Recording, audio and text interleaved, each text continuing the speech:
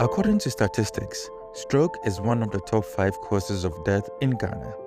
In recent times, there has been an increase in both the number of stroke cases and deaths resulting from stroke. Another worrying trend is the rising number of cases affecting young people. To learn more about how stroke is treated and managed, I visited International Maritime Hospital, IMaH, one of the leading stroke management centers in the country. My name is Dr. Kwesi Champon, CEO of International Maritime Hospital, located in Tema, Ghana. Maritime Hospital was basically established by Ghana Port and Harbour Authority. We are a 130-bed hospital. We specialize in the stroke units, which we have a stroke center.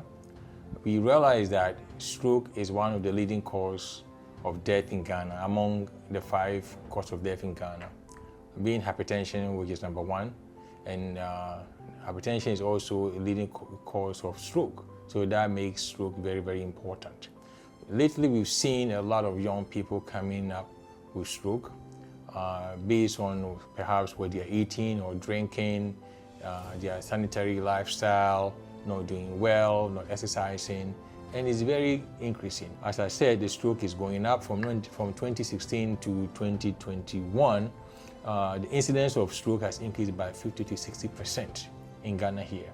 And equally, the death rate of stroke has increased from 2016 to 2022, according to the WHO, is about 9%, which is very, very high. So if we can find a way to prevent stroke, then we can also reduce death. So IMaH, our goal is to prevent stroke. Number 2, if you have a stroke, then what do? So the signs and symptoms that you need to look out for is usually speech or difficulty making words, difficulty talking. You feel numbness in one side of your body, whether your left arm, or your left leg, or your right arm, your left leg. You realize that you are not on yourself. So all these signs, and your blood pressure is of course very high. We need you to go to the hospital. If you are closer to any hospital, get there quickly. If you get there quickly, your stroke will be stopped and you will not have any difficulties.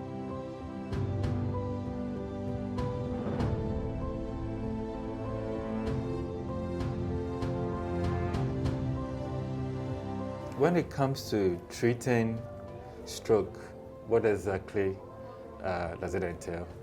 Okay, so first of all, I'm going to say a little bit about stroke in general.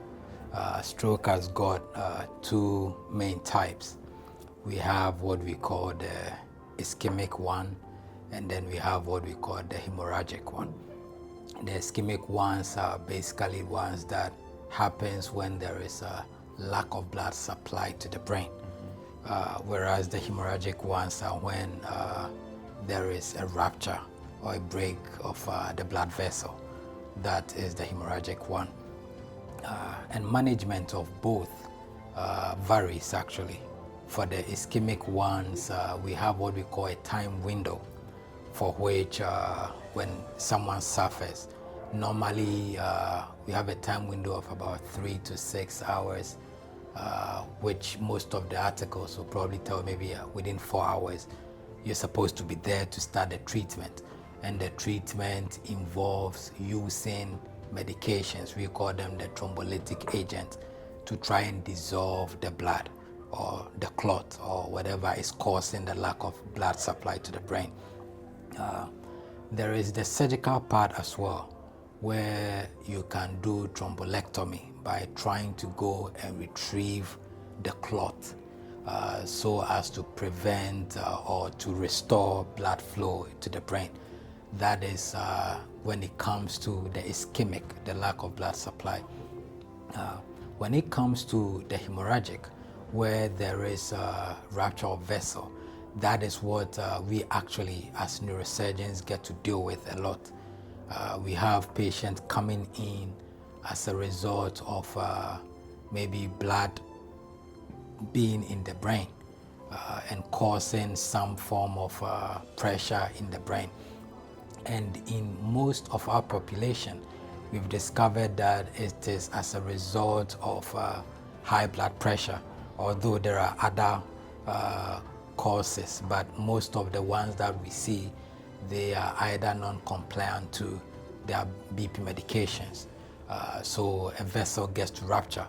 Others we've discovered have got maybe malformation of the vessels, which equally can rupture the other causes. So when it comes to management of such patients, based on what they come in with, some have the blood going so much into the water channel, obstructing the flowing of water, and that causes pressure in the brain.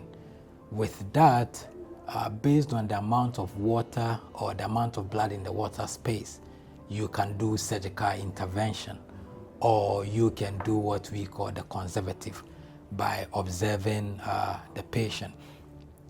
What we are fortunate about at IMaH is such that we have, and for most of the patients that I have managed here, having this hemorrhagic kind of stroke, I do this management with my ICU or my HDU team, where the patient come in, such patient come in sometimes with loss of consciousness. And because of that, I would have to involve this team as well to help manage such patient for a particular amount of time.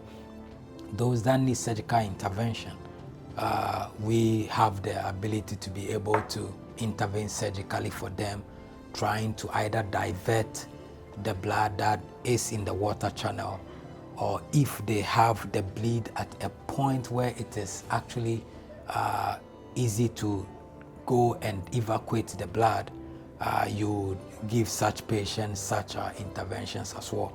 And like I said, you have a very functioning ICU and then HDU unit that together help us to be able to manage this patient. Notwithstanding, this condition is a time-bound condition. The faster the intervention, the better for the patient. So my advice would be that, if you have such conditions where you don't really know what it is, patient passes out, you don't really know what it is always best to seek earliest intervention so that we find out what it is. Like I said, for if ischemic stroke, the earliest within the first 6 hours, intervention is key. And if it is even the bleed, discovering it faster and actually finding out which kind of intervention is very key. I'm Elsie from the stroke unit of the International Maritime Hospital. The stroke unit is where we admit our stroke cases that come from the emergency to the ward.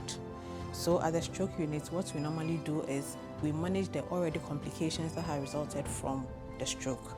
Basic nursing intervention is to monitor the already complications that have set in, especially with our BPs, our pulse, our respiration, our oxygen saturation levels. So this is the monitor that helps us in monitoring our patients constantly.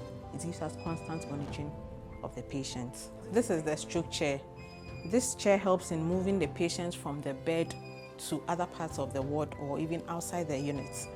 In stroke care, we encourage early ambulation. So if you have someone who is not fully paralyzed, we encourage moving the person to the washroom, to the dining area, to even outside to have a feel of the environment. And this is the stroke chair that helps in moving patients about the unit, aside the wheelchair. We also have the hoist.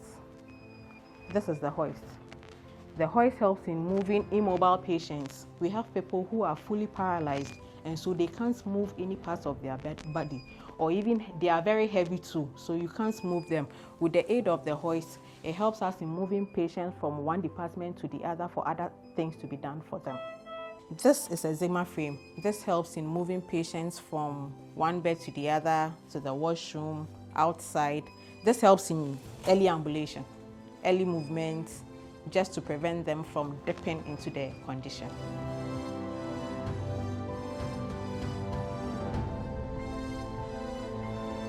When it comes to physiotherapy mainly is for rehabilitation of stroke survivors. So we have patients who come in with, let's say, hemiparesis, whether right or left hemiparesis, they can't walk.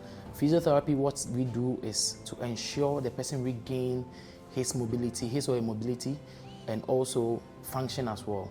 So physiotherapy is very crucial when it comes to rehabilitation of stroke patients.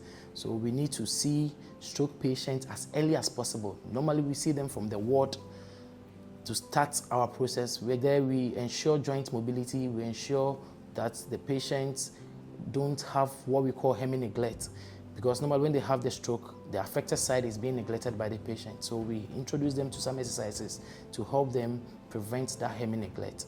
So they come back to the physiotherapy center, and it's all about mobility training, ensuring function as well, because most of them lose their function. One key area for physiotherapy is therapeutic exercises. We normally do exercises for these patients to strengthen their muscles, to also improve gait or mobility, to also help with their balance and their coordination. So we introduce some exercises to them, or we show them exercises to do in order to strengthen their muscles, in order to help them gain mobility again. For therapeutic exercises, it's individualized. Every stroke survivor has its own unique features or maybe presentations. So exercises are very individualized. Every patient has his own exercise based on the assessments that you do. There are stages that the exercises are intense, other stages they are very, very free and relaxing. But we also inculcate rest periods during our therapy. So the exercises are geared towards ensuring the patient's need. So a patient might have stroke, and maybe the critical observation with that patient is maybe the weakness of the upper hand, or maybe the left upper hand or the left lower limb.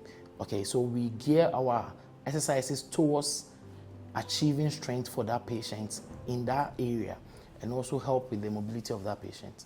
All right, so for speech and language therapists, our role ranges from feeding disorders or swallowing disorders, that's dysphagia.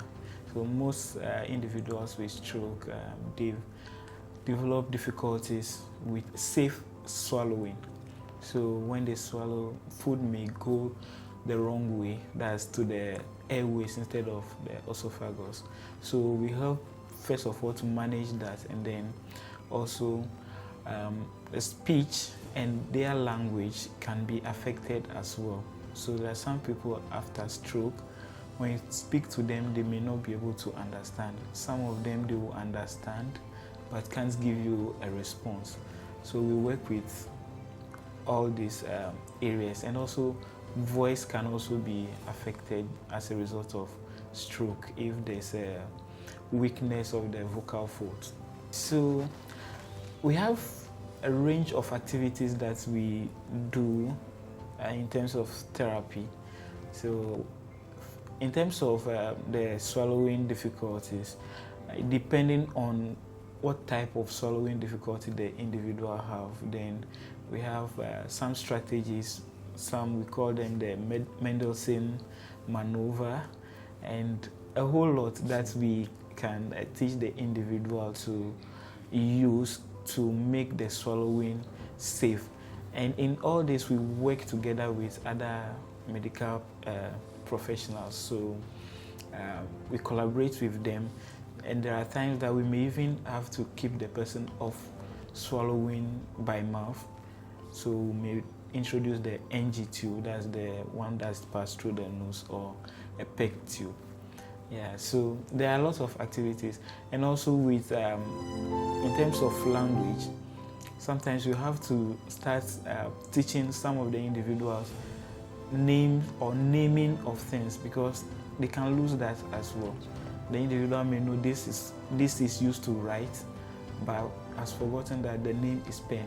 So you have to keep working with them step by step. So some of them you introduce pictures, and the pictures have different levels of difficulty. So we start with naming, then you go to describing an action that is happening, and you can go on to a scene where the individual has to describe what is happening in the scene.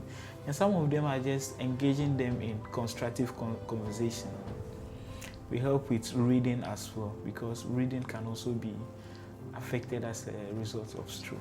a positive outcome from therapy is dependent on the consistency. So some individuals start therapy and then they drop out on the way, some because of financial issues, or some they want to try other alternatives. But then with those who have been consistently coming, I would say that is 100%. Because I've seen like 3 patients who were consistent with therapy and they've seen maximum improvement. Stroke management is multidisciplinary, which means it encompasses pharmacy, physicians, the nurses, the physio people, and then dietitians. So we all play a role right from the acute stage of stroke where it's happening all the way to the chronic management. So in acute management, we are part of the team in terms of making sure there are medicines, they are making sure that everything is timely, because with stroke, time is life, time is brain. So we want to preserve the brain and then prevent any complications. So we are part of the team from the beginning, and then we take them through. So basically all the way until you get your medicines and then you're admitted. And then throughout your stay here. So we do everything from medicine management, medication therapy review, what you came to the hospital on, what you're on at the hospital. We do patient education, and then we do monitoring. Thankfully here, everything is electronic. So we have access to the patient files, and then we review, and then we'll collaborate with the physicians to manage you while you're here. Before discharge, we do a lot of education on your medicines, and when you go home as well, we do follow-up monitoring. We also do long-term care. So when you go home, the attention shifts to medication therapy management. Here, where we look at the medicines you take, we monitor for side effects, we do education, and make sure that if there is a need to make any changes based on the changes in your condition, those are suggested to the physician and the management team. So it's our clinical services here are very solid. We have several pharmacists in all the units that support the physicians and the nurses for the care of our stroke patients.